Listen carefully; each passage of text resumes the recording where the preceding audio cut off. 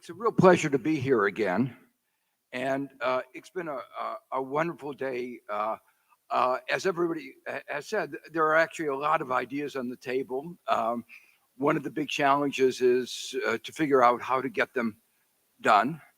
Uh, I want to remind you, maybe in the beginning, that I'm going to just talk about uh, economics.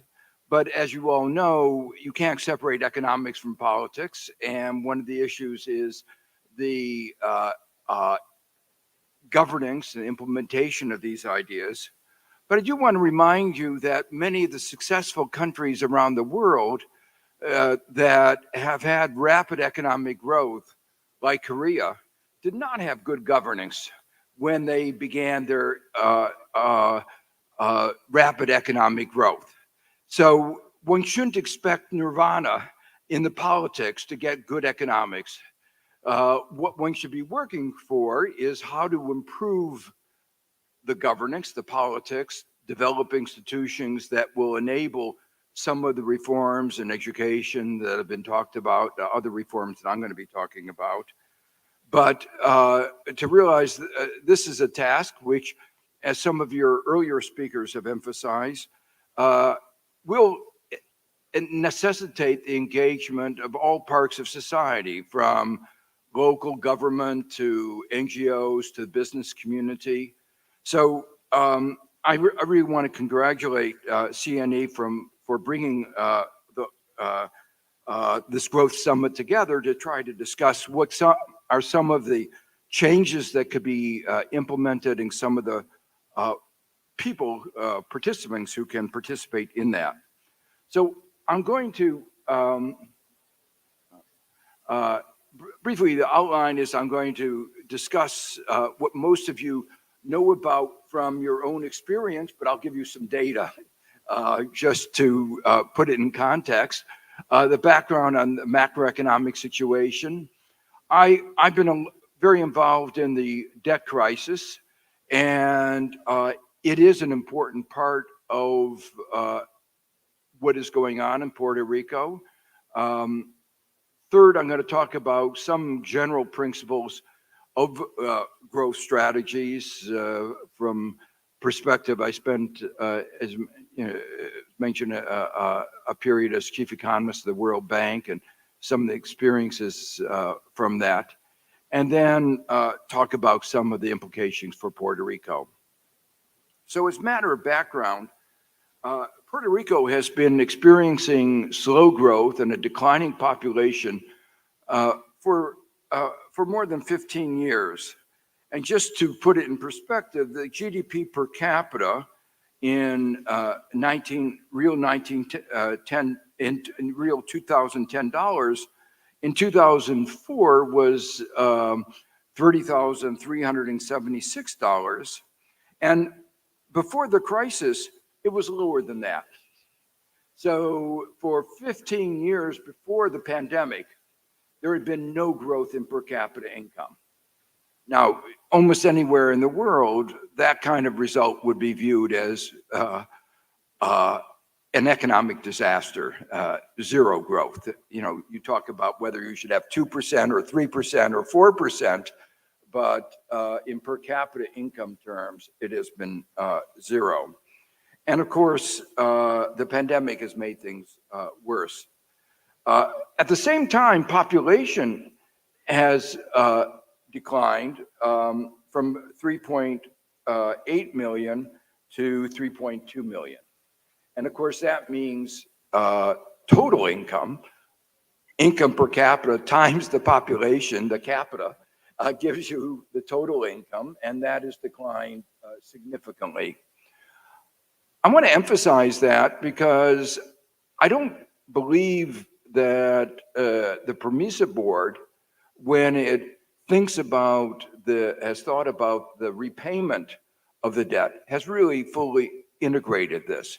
The policies which it has instigated will lead to a stagnation of income per capita and a decline in the population, and making it more difficult to repay those debts. The question, of course, is what is the explanation for Puerto Rico's performance. In part, you might say it began with the end of some of the tax incentives in the pharmaceutical that have been part of the growth strategy. I'll come back to that later. But something that probably hasn't gotten as much attention was that in 1994, NAFTA began. NAFTA made the goods from Mexico had free access to the United States. And so one of the big advantages that Puerto Rico had, which was that it had free access, no tariffs, was taken away in a sense. It wasn't taken away, it was given to Mexico, whose population is 80 million. So what it meant was that one of the distinctive advantages that Puerto Rico had became less important. And then, of course, something that a number of speakers have emphasized is that there's been economic mismanagement and the huge debt that I referred to earlier has been both a consequence and cause of the problems, and as has been the lack of a framework to resolve that debt. And countries, let me put countries and people often get over indebted. And that's why all countries have bankruptcy laws to resolve the problem of over indebtedness. And within the United States, sub-authorities, public jurisdictions, municipalities, we have a bankruptcy law to facilitate that kind of debt restructuring. It's called Chapter 9 in our U.S. Bankruptcy Code. But for reasons that no one has been able to explain, Puerto Rico was cut out of that. And then when Puerto Rico passed its own bankruptcy law, the U.S. government said you didn't have the authority to do that. And then they finally imposed a bankruptcy regime, which has not worked, I think, very well. And then more recently, Puerto Rico has been hit by a large number of disasters, hurricanes, earthquake, pandemics, and the debt crisis. So the big question is, I want to talk about is not looking back to the past, but looking forward to the future. What can be the strategy to restore growth? Before doing that, I want to just show a chart that, a couple charts that illustrate the numbers that I've talked about. The average income in Puerto Rico has, as you can see, has really stagnated in recent years. And this just shows graphically what I just said before. So let me talk for just a few minutes about the debt crisis. It is very common that when countries have a debt crisis and there is a failure to restructure, that there is an economic crisis. So you shouldn't view your problems as distinctive, just unfortunate, but it is a characteristic that when you have this over-indebtedness, it leads to long periods of economic stagnation. In many cases, the declines are much greater. And just as an aside, the decline in Argentina, for instance, was much more serious, both in the crisis they had in 2001 and the crisis that they had more recently. But just again, put things in context, we saw a little earlier some data on how well Puerto Rico had done in the context of the pandemic. Countries that did not manage the pandemic well really suffered. And even though Argentina did better than other Latin American countries. The combination of the debt crisis and the pandemic meant their GDP went down somewhere between 10 and 12% in 1 year.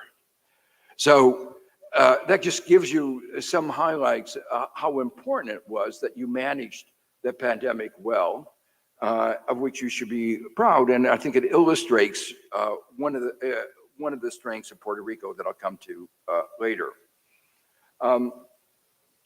Restructuring is always difficult. The creditors never want to admit that they made a mistake. And let me make a point about this. And I made this when I was chief economist of the World Bank, when people were saying countries get over indebted. I also pointed out every loan is a voluntary transaction between the creditor and the debtor. And every loan, if it's a bad loan on the part of the borrower, it's a bad loan on the part of the creditor. And that in general, the creditors are supposed to be the experts on credit. They're the ones who are supposed to be knowledgeable about how much debt the borrower can undertake and whether it's good. They do that as their business. So the fact that there's so often these debt crises is really a statement about the failures of our financial system and the ability of creditors to do their job, which is to assess the ability, credit worthiness of the borrowers.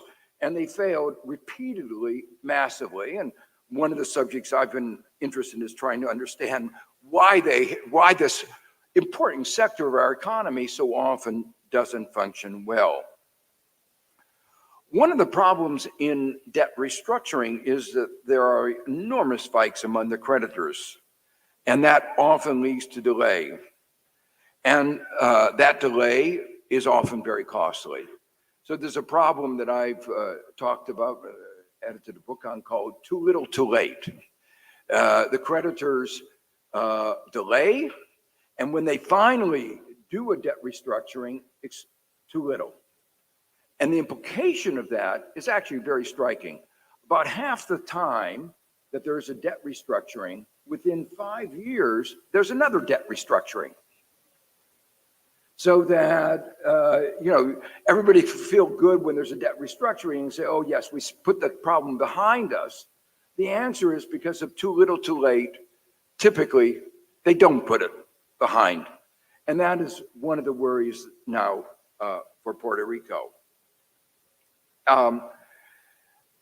In the case of Puerto Rico, the problems have been compounded by, as I mentioned before, the lack of an applicable bankruptcy law and the particular failure of Congress when it finally went ahead and passed PROMESA. There are further problems. Some of the debt is of questionable legality. I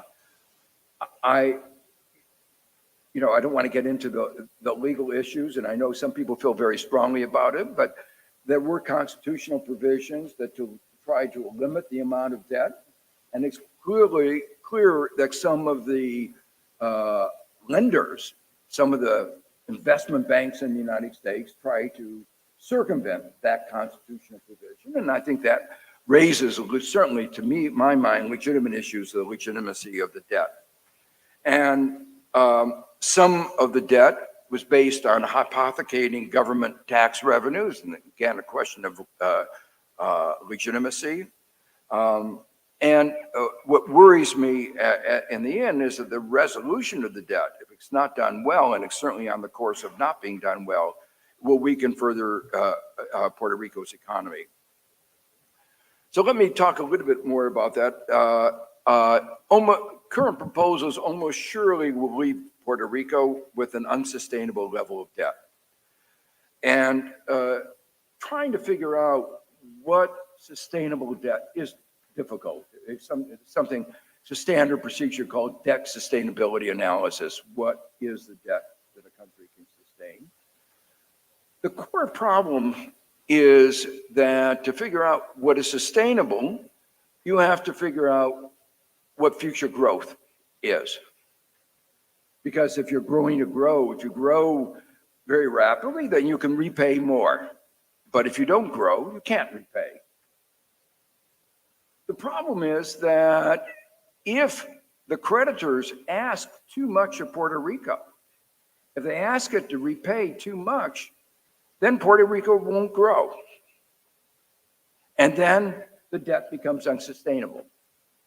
So the curious thing or interesting thing about this is that it really isn't in the interest of the creditors to demand too much of Puerto Rico, because then Puerto Rico won't grow, and then Puerto Rico won't get back, and then the creditors won't get back as much. But unfortunately, when I talk about their problems of governance, people talk about problems of governance in politics in Puerto Rico, in every country. There are also problems of governance in the private sector. The people who are negotiating the debt restructuring are not really interested in the long in their institutions. They don't want to admit that they made a mistake in making the loan, and they want to show that they are macho and that they can get back more money. And in 5 years' time, if there's another debt resolution, they'll be gone. They'll be in another department. They'll be in another bank. So there's a kind of cynicism about a lot of these debt negotiations. It is the negotiator who wants to get, on paper, a good deal, not caring whether it's a good deal really for either the creditors or for Puerto Rico. And that's an inherent problem that has not really been well addressed in any of the debt negotiations. I've just been through, again, in case of Argentina went through a very, you might say, agitated debt discussion just a year ago.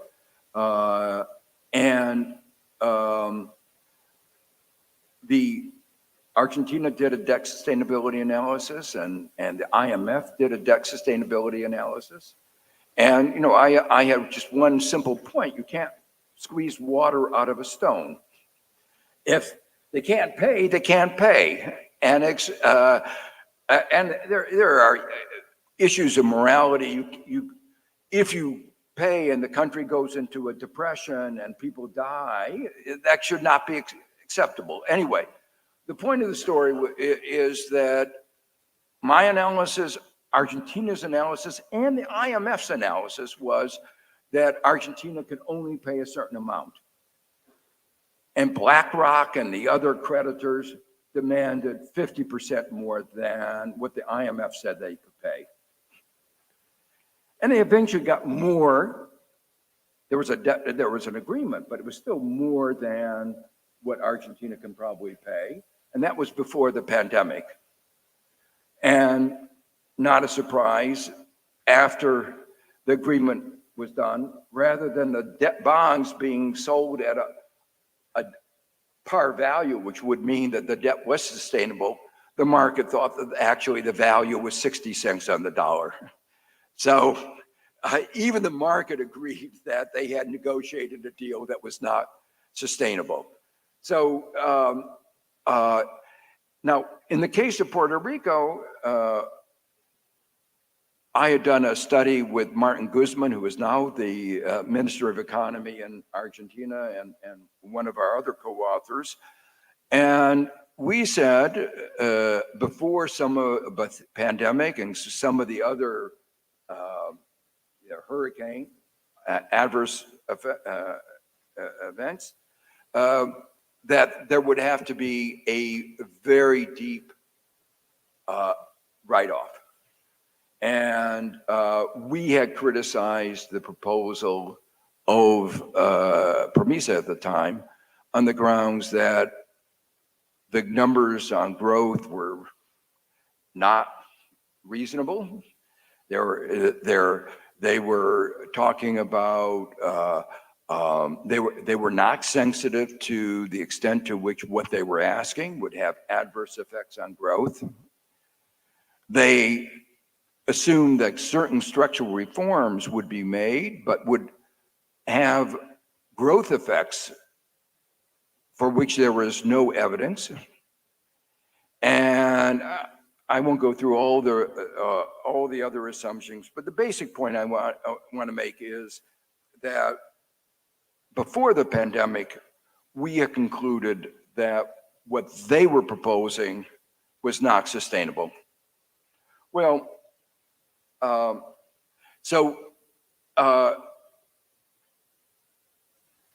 now, after what's happened to the global economy, it's even more evident that it's not sustainable. And what is evident is that the creditors are attempting to get some of the money that the US government is providing to repair the damage. But we have to remember that the extra spending is for rebuilding, and it's just getting Puerto Rico back to where it was before the crisis. It's a repair. Now, if you do the repair well, and that's been one of the themes that has been brought out several times today, if you do it well, you can actually build back better, to use President Biden's expression. So repairing the electric system, grid, and can actually make for a more efficient electric system and get electricity prices down. I want to emphasize, though, and it's been one of the strengths of my own research, is that there's a lot of confusion here that the money coming in from the federal government will have a positive effect on GDP. But GDP is not the correct measure of well-being in this case, because GDP doesn't take into account the fact that you are just repairing damage. You're getting back to where you were. So it's not like normally when GDP goes up, we think of the country getting better. In this case, what the GDP going up is repairing the losses that are not shown in the earlier GDP number. So what they're trying to do is, the creditors are trying to do is capture some of what is being given to try to repair the damage. If any of that money is effectively captured by the creditors, it will further ensure that Puerto Rico will not get back to where it was and will continue on the trajectory of stagnation that I described earlier. So let me now move to some of the principles of a growth strategy. And these have been discussed. I'm going to talk about it at a very high level, but some of what was talked about in the course of the day actually fits well within the framework that I'm going to be talking about. One way standard economics begins by talking about a country's comparative advantage. What are your relative strengths? Taking advantage of one's comparative advantage. But in a dynamic economy, that's just the beginning of the analysis.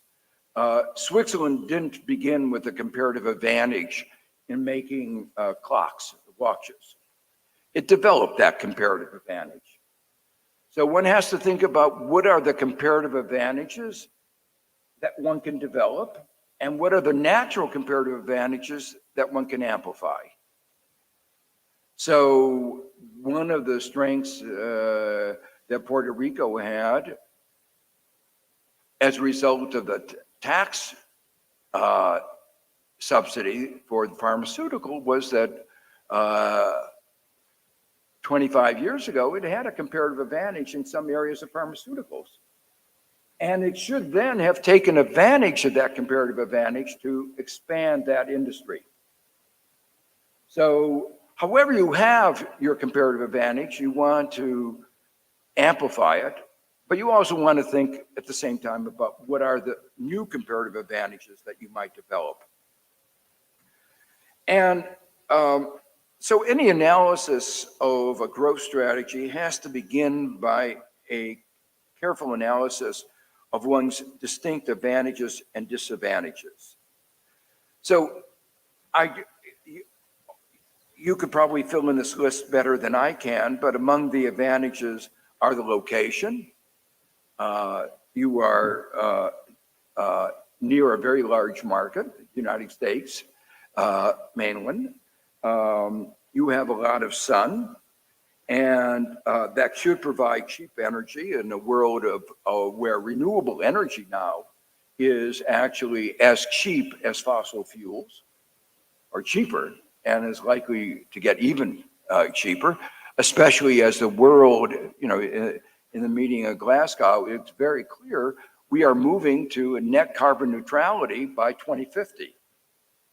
And that means Texas, who's been, a lot of its growth was based on oil and gas, and North Dakota and some other places, that fossil fuel is going to be in the past. But the sun is likely to continue to shine down here. So that is a very important change in the global economy. And around the world, there will be taxes on fossil fuels. And so that means that there will be a fundamental change in the energy system of the world. Of course, there are other advantages of sun in terms of tourism, a big sector. America has an aging population, and health tourism is in many parts of the world becoming an important sector. Retirement, Costa Rica has developed a big retirement trade. There's been a lot of discussion today on education, human capital. Puerto Rico's had good universities, especially has good engineering, bilingual education. We've gotten a little bit of a flavor of some of the weaknesses. I'll come back in education, so I don't want to ignore those. But I should say that the United States as a whole does not have a good education system. In those standardized tests, the United States as a whole performs in a very mediocre way. It's at the top that we do well. The average is below average. The links with the United States, including the extensive financial assistance, the free movement of labor, some aspects of the legal framework are an advantage. And one aspect that was particularly evident in the pandemic was a kind of social solidarity that was talked about earlier today, that if you just look at the newspaper in the rest of America, you realize there isn't the same kind of solidarity, and it's had enormous consequences. And every day plays out in a way that is both bad for our health in the rest of the United States, but also bad for our emotional health. Every day we realize what a divided society we are and how difficult it is for us to work together. Well, those are some of the advantages, but there are also some disadvantages. And at the top of the list are the links with the United States, I think.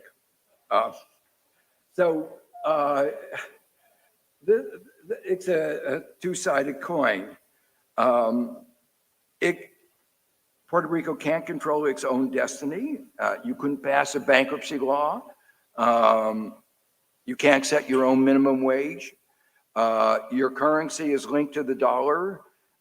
We call that a fixed exchange rate. And in Europe, that kind of fixed exchange rate played out devastatingly for Greece. And small countries at the boundary, the periphery of a large single currency system often have problems. So the fixed exchange rate is an economic problem that one has to be aware of. The Jones Act, which entails high shipping costs to Puerto Rico, is a particular disadvantage to an island. And there are other regulations that may disadvantage Puerto Rico, certain aspects of its legal framework I've talked about. And the problem of free migration, which is a big advantage individually, collectively may not be such an advantage because it may lead to a brain drain. And again, if you look at Europe, certain parts of Europe, countries like Bulgaria and Greece have suffered enormously from that kind of brain drain. Another disadvantage right now is the high level of indebtedness, which would have been addressed had there been an adequate debt restructuring, which I'm afraid is not the case. And to put Puerto Rico's situation in context, other Caribbean islands and many other developing countries are finding it difficult developing a 21st century growth strategy.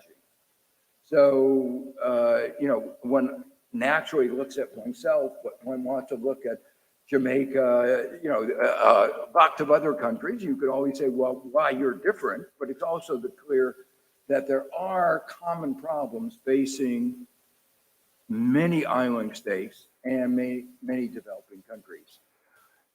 This is an issue that many of us have been concerned with, that the basic strategy that worked for the most successful developing countries in the 20th century, which was manufacturing export-led growth, is not likely to be the basis of economic growth in the 21st century.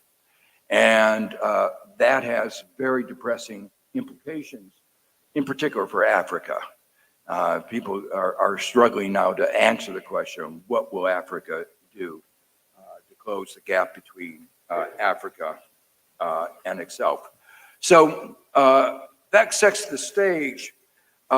Before getting into the answer to the question of what is a good development strategy, I wanted to just say a word about what is not a good development strategy, and that is your Act 22.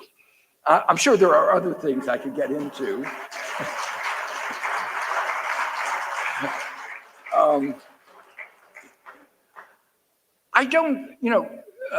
I think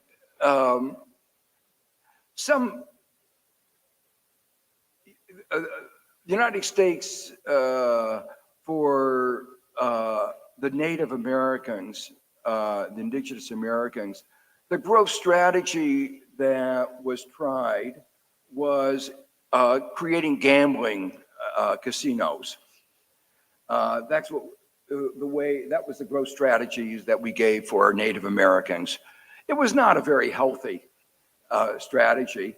And as you could imagine, attracting gamblers is not something that creates a healthy society. The only reason that it was a growth strategy is that most of the rest of the country said, we don't want to have gambling. We don't want people to gamble away their money. That's not a way a well-functioning society raises money, by encouraging people to get a gambling addiction. And that was what we provided for the development strategy for our Native Americans. I mean, it's really, and it didn't work. It hasn't worked. A few of them have gotten some money out of it, but it hasn't been a growth and development strategy. Well, I don't think attracting tax avoiders is also a good thing. I think there's something peculiar about people who believe that the main aim in life is to avoid taxes. I can understand it as part of your life that you want to reduce your taxes, but that you would organize your life around a theme of avoiding taxes is attracting not the right kind of people. So the basic point is that the people who are coming under Act 22 are not really adding much to the Puerto Rican economy. They're spending a little, but very little. And at the same time, they're raising real estate prices, housing, cost of living for others.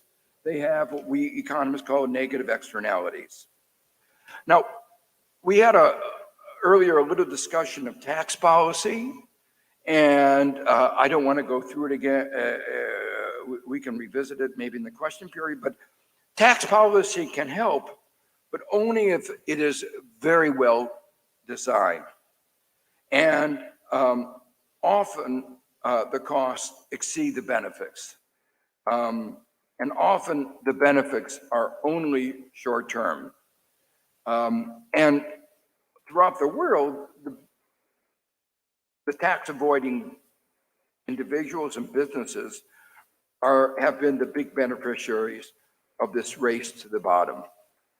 And as was talked about in the discussion, the new global agreements will make this strategy more difficult and more temporary. So I think in the context of the new global agreement, it's clear that Puerto Rico needs to think of another strategy. So let me talk now about rethinking of some of the rethinking of development economics, and then try to apply it very quickly to Puerto Rico. So the old theory was very much leave it to the market. It actually contended that industrial policy, it shunned industrial and labor, active labor policies. Just make sure that there are what are called the good preconditions, such as a good rule of law. Sometimes talk about good transportation, good infrastructure more generally. And there is a role for promoting education. And if you did these things, the good preconditions, capital would flow in. So a lot of the earlier development theory, and you see this, sometimes I call it neoliberal doctrines, focused more on attracting foreign investment than in developing indigenous entrepreneurship and business within the country. It was all foreign oriented. The result of these theories was, the argument of these theories was that if you did these things, there would be a natural convergence. By convergence, mean all the countries in the world would wind up at the same income per capita. Might take 1,000 years, but don't worry. But there is a process of convergence of the poorest to the richest. So, over the last 20, 30, 40 years, there's been a robust critique of this theory. There has been a skepticism of this convergence for good reason. It hasn't happened. There's been a lot of discussion of evidence-based policy. There's also evidence-based theory, and this was the theory I described before. It just wasn't consistent with what was being observed. Actually, matters were worse, and this has been referred to again during the day. Skill-biased technical change may actually be contributing to the divergence rather than convergence. The argument is very simple, that the value of the main asset of poor countries, which is unskilled labor, and in the case of some African countries, their natural resources, is going down. Technological change is reducing the value of that relative to the value of skills, human capital, knowledge, research, and R&D. So that's part of the story of why there is a new pessimism about whether there will be this kind of convergence. But as I said, the one model that has brought convergence, which was in East Asia, it's called the East Asia Miracle, that was based on manufacturing export-led growth. That model is not going to be working in the 21st century because globally, employment in manufacturing is declining. There just aren't going to be enough jobs in manufacturing to absorb the labor, increase in labor. In fact, as I say, the total employment in manufacturing is going down. There's going to be intense competition for those jobs. And the worry is that, as I said, instead of convergence, there will be divergence. So that brings me to some of the new theories. They begin with the argument that markets on their own often fail to generate a developmental transition. That the kind of structural transformation that we associate with big changes, like the Industrial Revolution, the green transition, are things that the markets on their own can't do. I want to emphasize, when I say on their own, doesn't mean markets aren't important. Markets are very important, but they aren't going to do it on their own. When we think about the United States transition to a developed country, to an advanced country, we forget the important role the government played in that transition, in every part of that transition. In the 19th century, the main sector in the United States was agriculture. 70% of the population was engaged in agriculture. And if you were designing an industrial policy for an agrarian economy, what would you do? Well, you would create an agriculture extension service.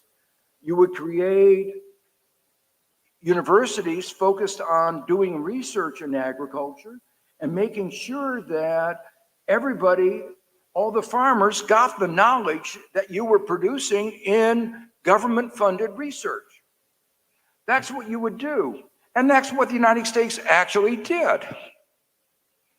In the middle of the Civil War in 1863, the government passed the Morrill Act that created the land-grant universities, and as part of that, created the agricultural extension services. They didn't call it industrial policy because it was agriculture, but it was, when I say industrial policy, I mean a policy by which the government tried to change technology in the country. And it was extraordinarily successful in doing that. Most of our industrial policy in the US, in the United States, has been buried in the Defense Department. The internet was invented by the US government and disseminated. The first browser came from the US government. Another sector that's flourishing right now, the biomedical sector, all supported by basic research. We're all benefiting right now, and many of us are, from mRNA vaccines. The basic research for mRNA vaccine was totally done by the government. It was actually an interesting case of globalization because it was a Hungarian researcher working in University of Pennsylvania that did the basic research. But it was another example of a public-private partnership because when the pandemic occurred, the US government spent an enormous amount of money taking this basic idea and bringing it to the market. And so did the German government. And the private sector also put in money, but 90% of it came from the government. And the actual development was done by the private sector in record time. I mean, it was really, we ought to recognize what a human achievement it was to figure out very quickly what was the source of the disease and to figure out how to create a virus against it that is so effective. I mean, it really is. And it was an achievement of human production, human organization, that we could produce so much so quickly, billions of shots. But it's also, as we talk about governance, an enormous failure of global governance and American governance that we didn't increase that number from a few billion to the 11 billion shots that we needed to protect the whole world from the pandemic. There is no reason that we could not have done that. And we would have been protected, at least against the likelihood of Omicron, if we had done that. And it was just so short-sightedness on our part and the German government and other countries not to have done that. Well, so the point is that government has played an important role in almost all successful cases of development. Industrial policies have worked, and they sometimes have failed. So they're not guaranteed of success, but some of the rhetoric over the failures are actually misguided, because no business, if you are always successful, what does that tell you about your risk taking? That you're not taking any risk. And the nature of entrepreneurship is that you have to undertake some risks. So any successful industrial policy has to have some failures. The question is, on average, are you doing well? And in the case of the US government, in its support for R&D and for industrial policies, the record is enormous. The returns are 3 to 4 times that of the private sector. And the reason they're so high is because we haven't done very much. But if you think about the internet, if you think about biomedical, the returns have been absolutely phenomenal for those investments. Some people say it's an issue of picking winners. It's not about picking winners. Obviously, you don't want to pick losers. But it's a question about identifying particular areas of industrial policy where there are externalities, where there are spillovers, the benefits to the rest of society, where there's learning. I'll come to talk about that a little bit in just a minute.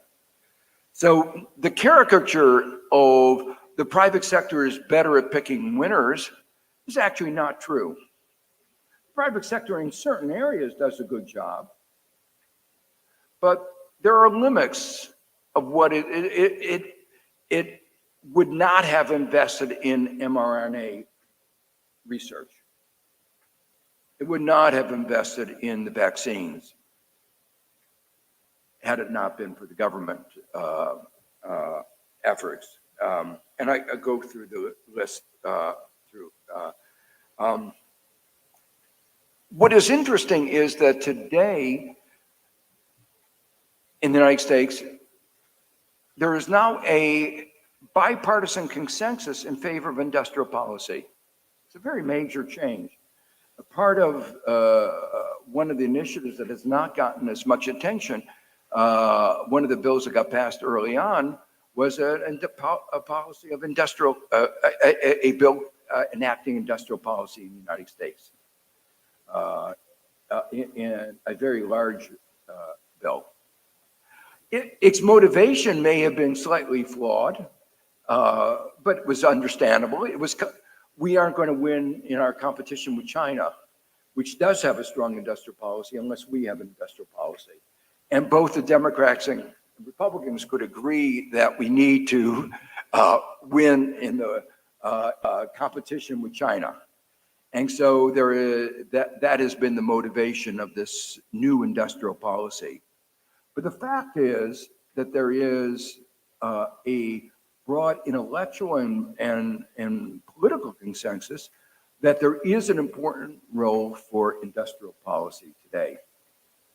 So Puerto Rico, I think, needs to think about, rethink the issue of industrial policy in light of this major change in thinking about economic strategy. So more broadly, development is about structural transformation.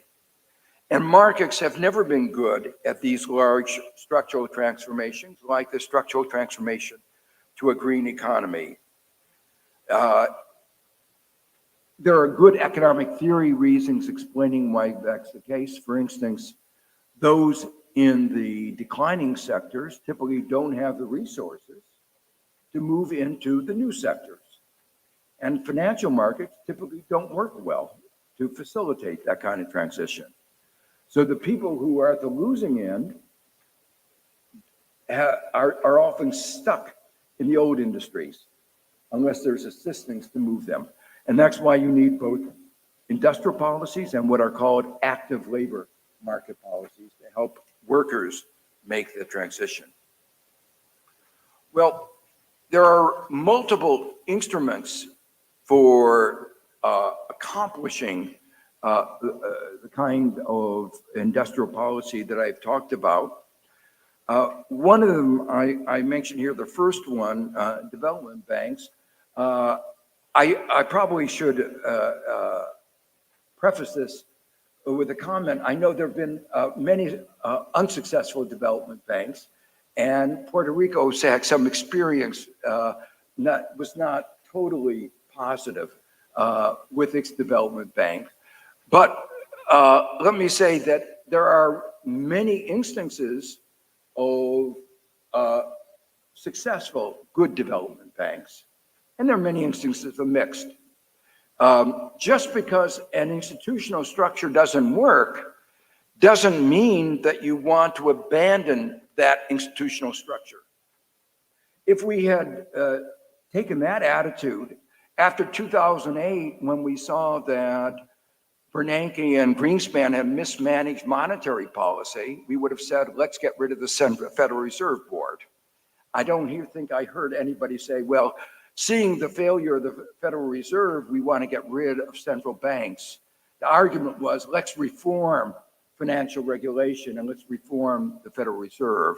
And they did both of those. Not as well as I would have liked, but that's what they did. So today there is actually a big movement for establishing new development banks, particularly green development banks. So I don't know how many of you know that actually in New York State, we've created a green development bank.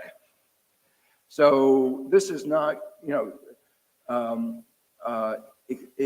it's not just developing countries that are having development banks, but even advanced countries. And again, the creation of these banks is occurring at every level. So that, for instance, in California, there are a number of communities that have developed, are creating development banks. And they're often created not necessarily by the government, by the state, or by the local communities, but by NGOs working with the state and government. So this is consistent with some of the earlier discussion today that one wants to engage more actors into the development process. A second instrument is redirecting local finance. The presumption that financial markets allocate capital well, I think, was destroyed in the 2008 financial crisis. We saw that they had misallocated money disastrously. But for a long time, even well before that, we've had a law in the United States called the Community Reinvestment Act, CRA, by which we impose requirements on banks that they lend a certain fraction of their loan portfolio to underserved communities. And I've argued that, and other countries have similar kinds of provisions.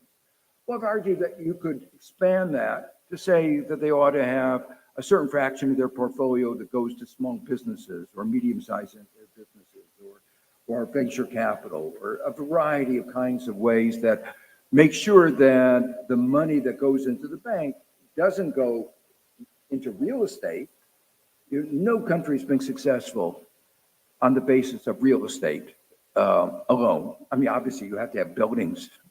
We're in a building here, so you have to have real estate, but real estate bubbles are not the basis of long-term economic growth. So, and unfortunately, markets do not necessarily allocate capital well to productive uses. So I think that the initiatives to try to redirect local finance may be important.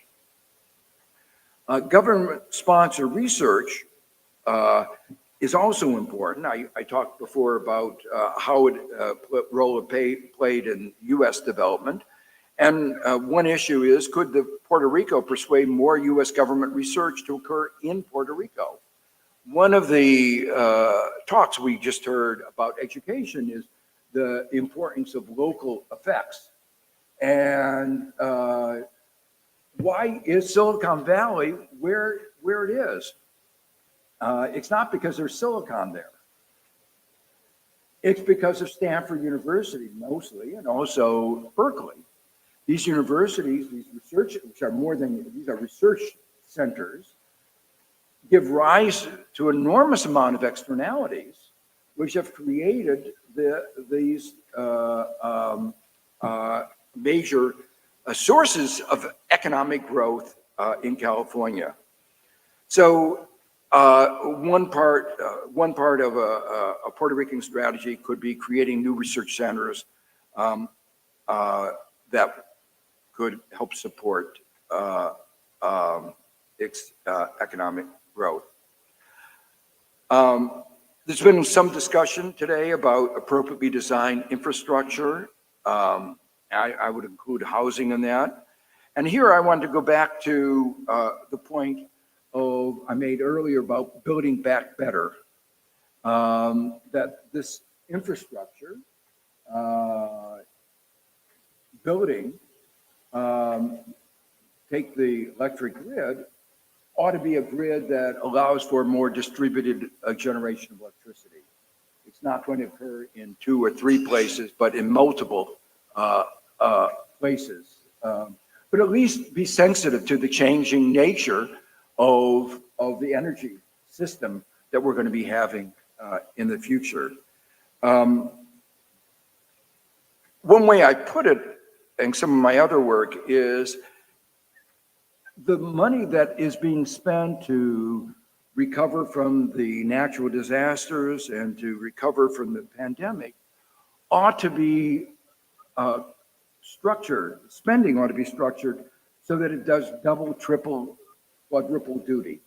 It's not just a recovery, it should be thought of as part of a growth strategy, a green transition, a equality strategy, a strategy that helps create the infrastructure that will be the basis of Puerto Rico's future growth.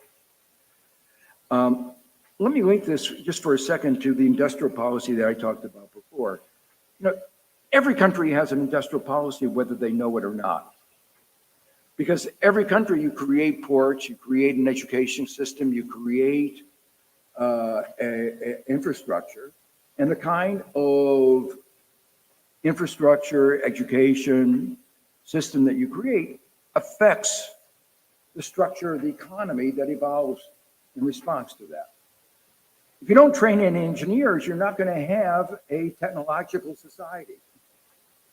So education policy, infrastructure policy are intimately linked to an industrial policy. To give you one other example of that, in the United States, I've said that we had a hidden industrial policy in our adoption in the 1990s of a set of laws about financial deregulation and giving derivatives first claim in the event of bankruptcy. It was an industrial policy encouraging the financial sector and derivatives. So the point of that was we never had a discussion of should derivatives be the head of our industrial policy. If we had an open discussion, I think everybody would have said, no, that's not the direction that will make the United States strong. It'll make us more unstable. It'll create a financial crisis. And that's what it did. But because we were captured by the financial sector, our politics, the financial sector used the legal framework to create an industrial policy that gave it an advantage over other sectors of our economy, including the education sector. And that had an enormous economic consequence. So the point is, every country has an industrial policy, and every part of your economic framework has to be thought of in terms of how are you shaping the structure of your economy, including your infrastructure, but also including your education system. I think the discussion that we had earlier today was extraordinarily informative and interesting. The example from California shows that money matters, that not spending money particularly matters. And it was I thought, very enlightening about the importance of education, particularly their higher education. But it's also important to realize that the quality of what we can do in higher education depends on the quality of primary and secondary schools, so that you have to look at that very holistically. If we had more time, I'd want to engage in a debate about the California system of inclusive education and the Arizona system of inclusive education. I don't know if you know, the University of Arizona, Arizona State University, I'm sorry, Arizona State University has a very different framework where, rather than having different strands of their education system, community college at the one end and Berkeley and the university at the other, they've tried to bring them all within one university in the philosophy that having people together is important for inclusive societies.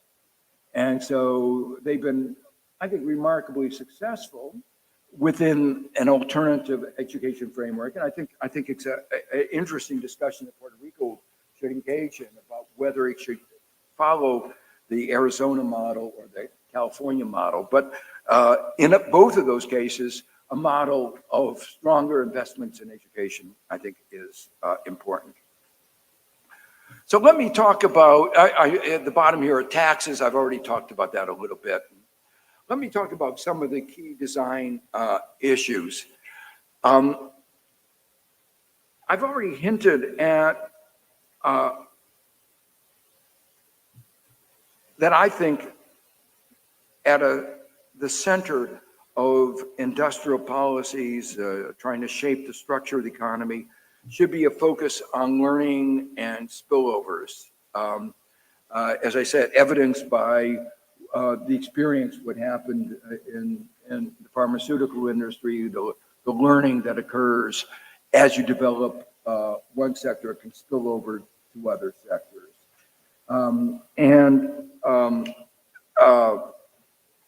And when we think about spillovers, we want to think not only from technology, but also from institutional development. And when we think of education, it's not only formal education, but on the job training, taking advantage of the new technologies like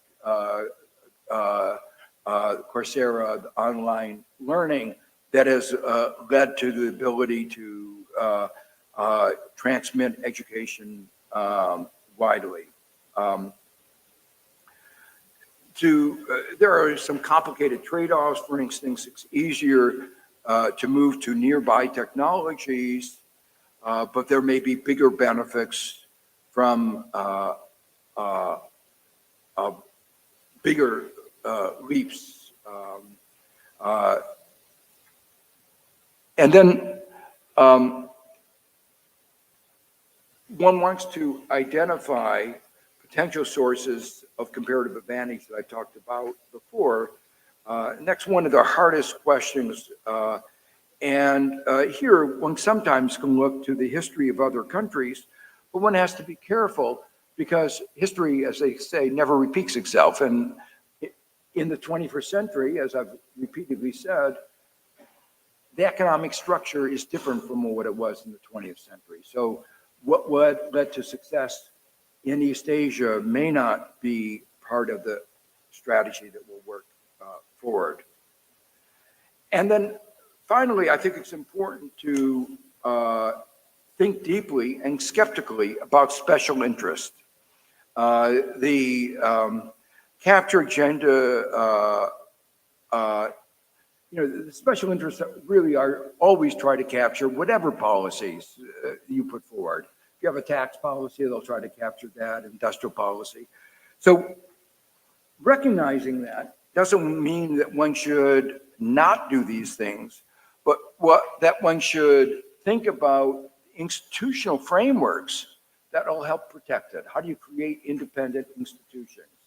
So for instance, the National Science Foundation, which allocates money in the United States for science purposes, has been remarkably independent, not been captured. They've created an institutional framework that's worked for more than a half a century in a way that has kept the special interest at bay. Not 100%, but very largely so. So that says that one can make institutional developments that will work. One topic I wanted to mention as a specific issue facing Puerto Rico is, and it's partly to do with my, I don't want to say obsession, but maybe with climate change and the green transition. And that is cheap energy should be one of Puerto Rico's big advantage, especially as the world turns to renewables. And, it will be imposing taxes and restraints on fossil fuels. And the real concern is that the legacy of debt and the current electricity strategy will saddle Puerto Rico with high energy costs and will not achieve its carbon goals. As I say, it's winding up to be an important competitive disadvantage. Puerto Rico's electricity prices are 2 to 3 times the average of the country, and with its abundant solar and other renewable sources, it should be less than average, and it could be an energy exporter. So right now, Puerto Rico is in the midst of a number of actions, maybe too late for this particular, but you can always change. It's in the midst of a number of actions that, as I see them, look like they are putting into stone a framework for electricity that will saddle Puerto Rico for years to come with higher energy prices.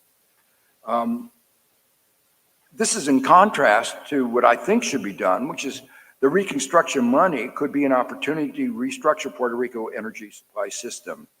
And let me just express the skepticism about the need or desirability of gas as a transition technology. That especially constructing LNG, liquefied gas facilities, is extraordinarily expensive. Takes more to amortize it will take years, and once you go, I think directly to green. So let me try to conclude first about a few comments about some strategies being pursued around the world, besides the green strategy that I just referred to. Many countries, at least some countries in Latin America, are thinking about new import substitution strategies. Not the capital-intensive strategies of the 60 years ago, but often more consumer-oriented, domestic market-sensitive production. part of the broader agenda of onshoring, including local food and resuscitating local agriculture. I mean, in a way, this is part of the green transition, but you know,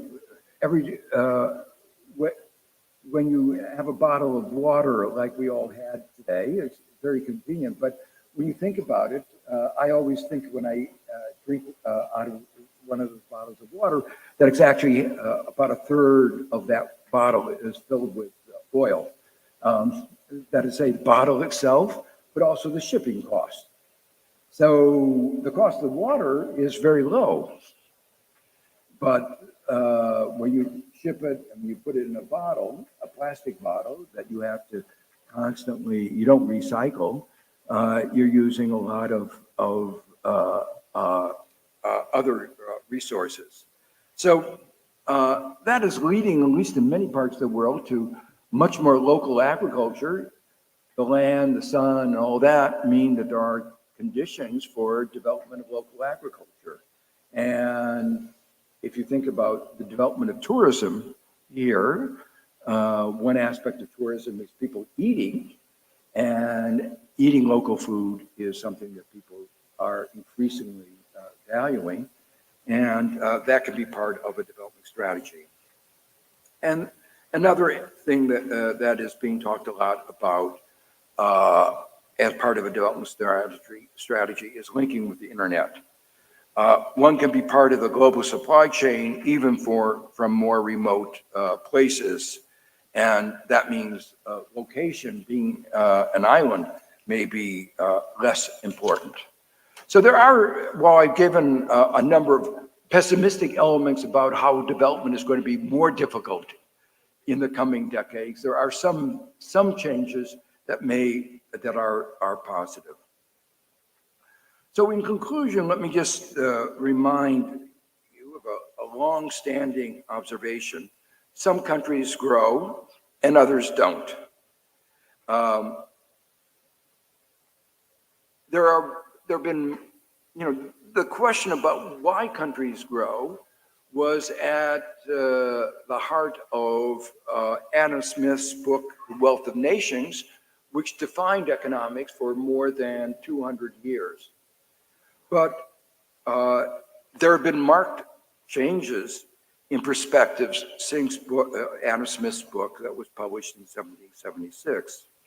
Today, there is much more focus on learning. He was writing at the beginning of the Enlightenment, in the beginning of the Industrial Revolution. He talked about a pin factory. We don't talk about pin factories today. We talk about high tech and innovation. And the reason that we have higher standards of living today has a little bit to do with capital accumulation, but a lot to do with learning, with research. And we have to understand that it is that learning and research that has really transformed our society over the last 200 years. Before that, standards of living had not changed in literally centuries. The standard of living in 1776 was not that much different from what it was at before the Common Era, in the Roman and Greek times. There actually been very little changes in the standard of living as far back as our data can go. We have data going back 1,000 years in England because the English love to keep data. And so we've looked at that data, and real standards of living are 800 years ago, 1,000 years ago. We're not much different from what they were 200 years ago. So there was stagnation for centuries. And then over the last 200 years, things changed dramatically. And our standards of living and our life expectancy and every aspect of our well-being has changed dramatically. And it is largely because of research, learning, the growth of knowledge. In some ways, natural endowments may be a disadvantage. There's something that's called in economics literature resource curse. The countries like those in the Middle East that were endowed with a high level of oil have actually done very poorly. And you look at their standards of living of the average citizen in those countries, and you wouldn't envy it. So actually, the countries like Switzerland, who had no natural resources, have done very well. And it's partly because of their investments in education and learning. As I said earlier, Puerto Rico's political status has mixed effects, both advantages and disadvantages. Well, the challenge for Puerto Rico, I think, is to take advantage of the advantages it presents and manage its disadvantages, and do as best as one can in resolving the debt in a way favorable to Puerto Rico. But now, focusing on what can be done to create a long-term growth strategy is what should be at the center of the discussion today in Puerto Rico. And that's why I think CNE's Growth Summit is so important. I think we've had a wonderful discussion for the day. Thank you.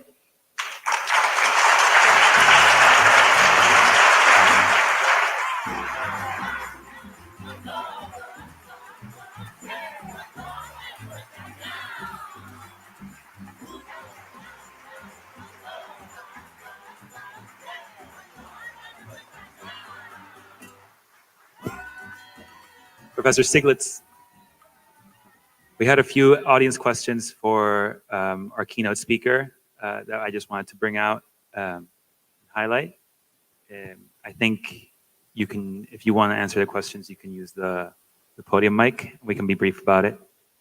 But we got some great audience questions that I wanted to make sure that were answered.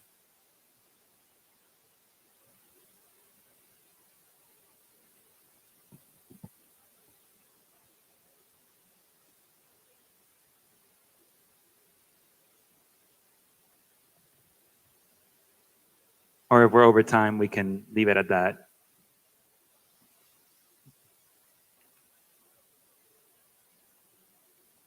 Perfect. Thank you.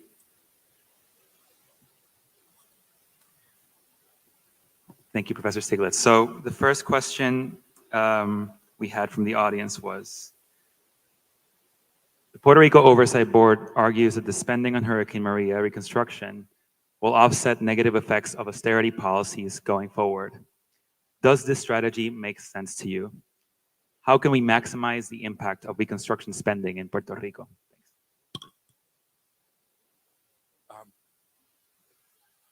Well, I think I already basically hinted at the answer to that.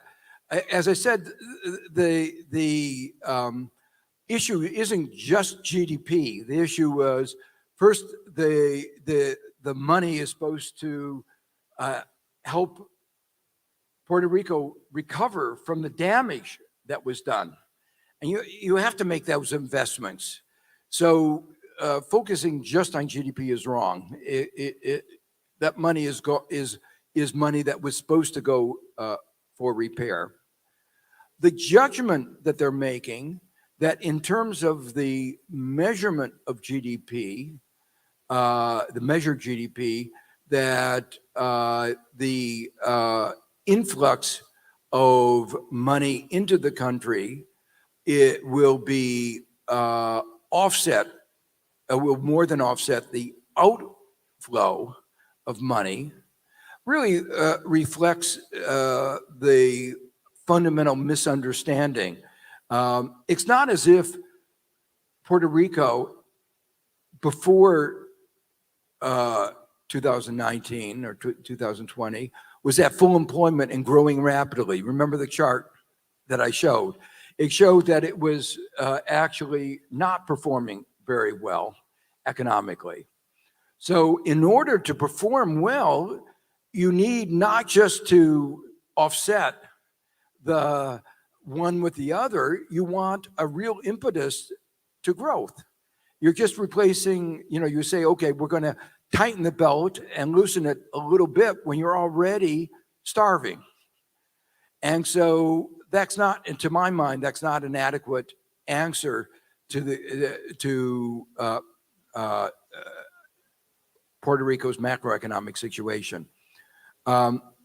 Finally, as I said in my talk, I think there are a lot of made-up numbers there in their forecast, including the growth that they think will come from the structural reforms. So I don't find their numbers very convincing, to boot. Thank you for that. Another great question.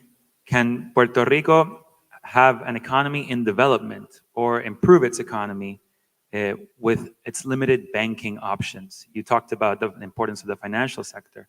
So this person wanted to know if you had any further thoughts on the role of financial institutions in developing Puerto Rico's economy.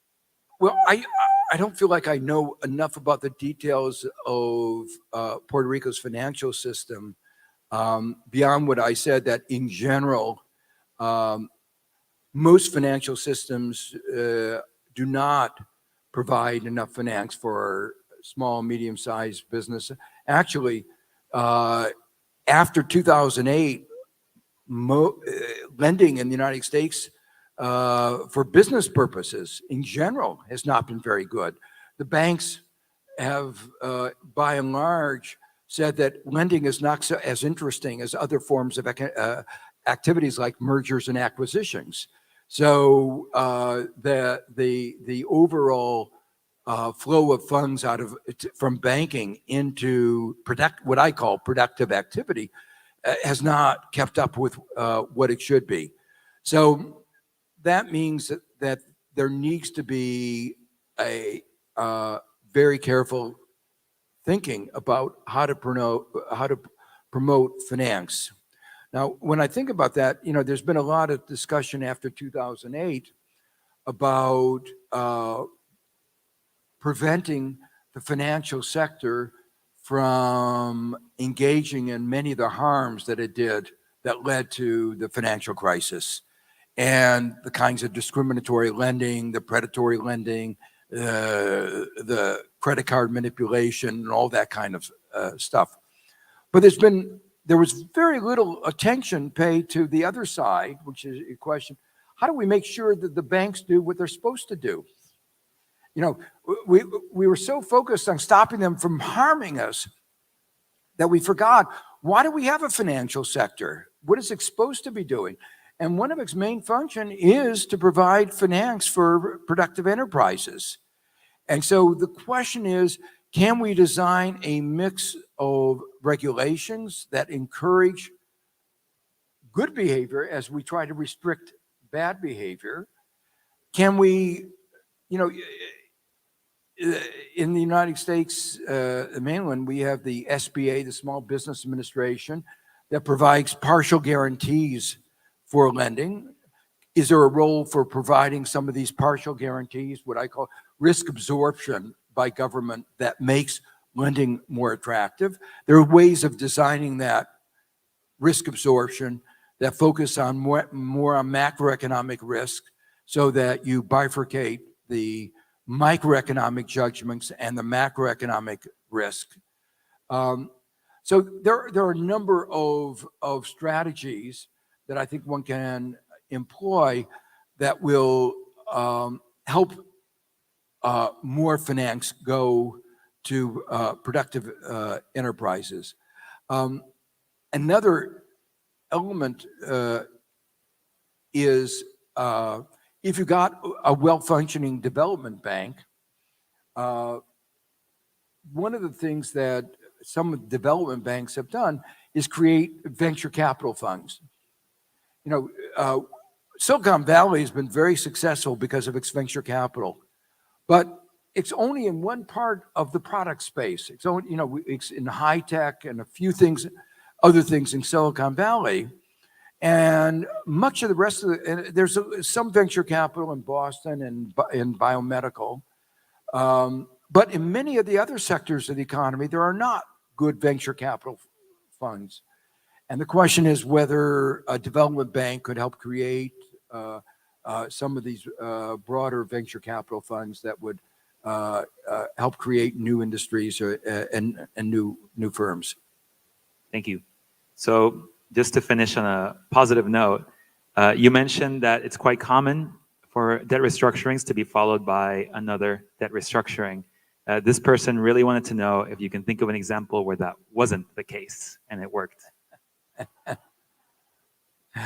Well, I said it's only about half the time. So I guess, and I'm trying to think about, I can't, the ones that I study tend to be the failures, because they're far more interesting. You know, doctors don't see people who recover. They only see the patients that keep coming back. So what comes to mind are all the Ecuadors, Argentinas that have not had good enough. Oh, I'll think. Greece has been 5 years since its last debt restructuring. So it had 3 restructurings in a row. So it was consistent with my view that once restructuring is followed by another. But it's now, since the last one, it's been 5 years, maybe 6 years since its last debt restructuring. So there is hope. Huh.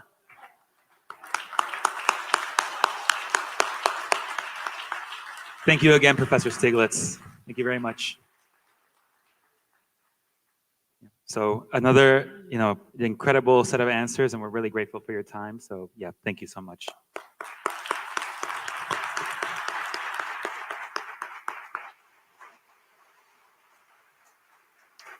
So a quick public service announcement. The professor will also speak at the Universidad Interamericana in the morning of Wednesday, December 8th, and the event is open to the public. So if you want to go listen to him, you can do so then. Before closing for the day, I wanted to take the opportunity to thank our sponsors once more for supporting today's event. Bermúdez, Longo, and Díaz Mason LLC, Fundación Aireco, MB Holdings, Professional Offices Park, Herb Allen III and Monica de la Torre, GFR Media, Hotel Sheraton Puerto Rico, Hub CLC, Puerto Rico Supplies, and RIMCO. We greatly appreciate your support. Finally, I'd like to thank the entire CNE team whose work has made this event possible. Organizing a summit in the middle of a pandemic is a truly Herculean task. And I'm not surprised, though, that this team was able to do it because they are excellent. So, yeah, I just wanted to say thank you so much for all the CNE staffers. I know exactly how much work you've put into this, and you've been incredible. A small other announcement. Someone has lost a single key. So if you're looking for your key, let me know. We'll be here in the corner. And I believe there's also a set of glasses that's missing. So another quick announcement. Please join us at our networking cocktail after the closing remarks, which will happen shortly. And those will take place in the Salón Bellavista on the 4th floor. You can take the stairs or the elevator up there, and ushers will be on hand to guide guests to the space once we're done. And that's it for me. It's been an absolute pleasure to be here with you, to be your MC. Thank you very much. Now, I'd like to welcome back to the stage CNE's founder and president, Miguel Soto Class.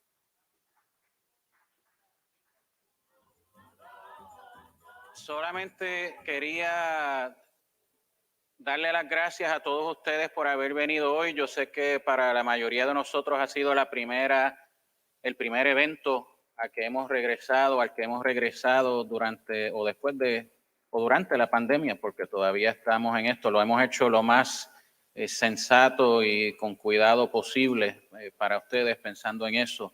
Las gracias a los auspiciadores, tanto a los que nos permitieron hacer la conferencia hoy como a los auspiciadores anuales de CNE. Gracias al equipo de CNE, que no quiero mencionar a nadie en particular porque el equipo entero realmente hizo un esfuerzo gigante para que pudiéramos lograr esto. Y por último, quería dejarles saber que parte de la idea del evento de hoy era preguntarnos si tener un nuevo plan de país, si desarrollar la economía de Puerto Rico era posible o no, porque llevamos 25 años hablando de esto y no se logra. Y les tengo que decir que me voy muy entusiasmado. Vine dudoso, pero me voy muy entusiasmado. Presentaciones excelentes, ideas excelentes.